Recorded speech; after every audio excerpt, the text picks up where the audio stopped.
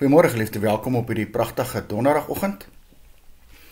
Vanmôre stel Paulus ons voor aan 'n jong predikant, een wat jonk was, baie onervare was en baie bewus was daarvan, wat baie onseker gevoel het.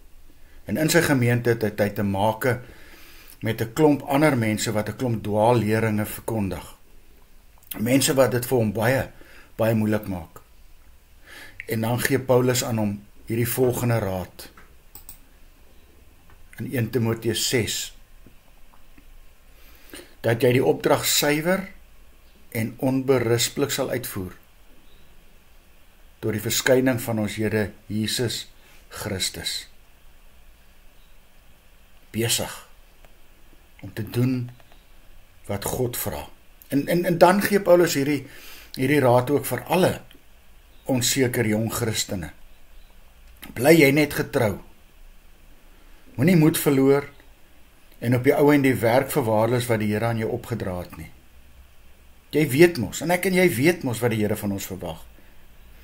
Hy verwag dat ons nie sal ophou om sy wil te doen en die dinge te doen wat hy wil hê ons moet doen nie.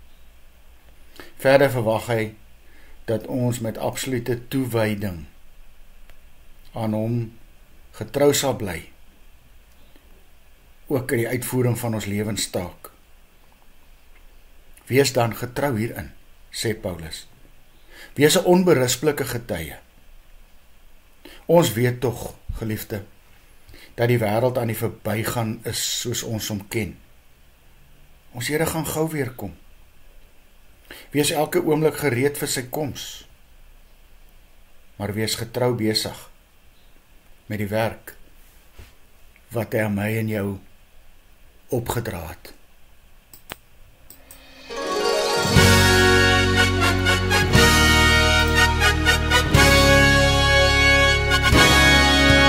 Besing die lof van Jesus saam, ook engele bring hom eer.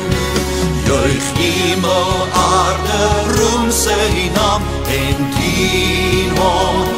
Volg hom, loof hom, Christus is die Heer.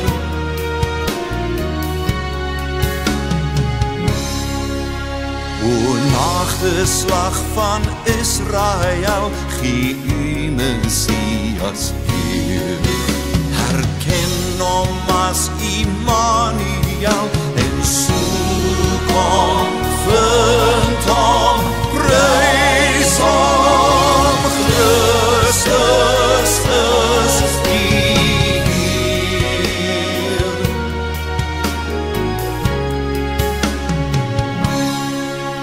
Verdwaaste mens aanvaar dit nou, dat hy jou heil begeer. Bekeer jou en sy Gees sal jou laat loof en prys en jubel. Christus is die Heer. En wat as die oorwinnaar staan, kom op die wolke weer. En al wat leef jou loflied aan en dien hom, volg hom, loof hom, Christus is die Heer.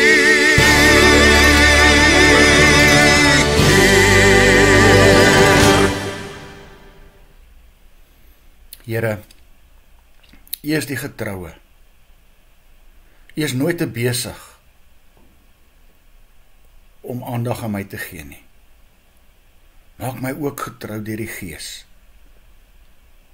sodat ek met entoesiasme en toewyding kan doen wat U van my vra. Amen. Liefde, mag jy saam met my 'n wonderlike dag hê.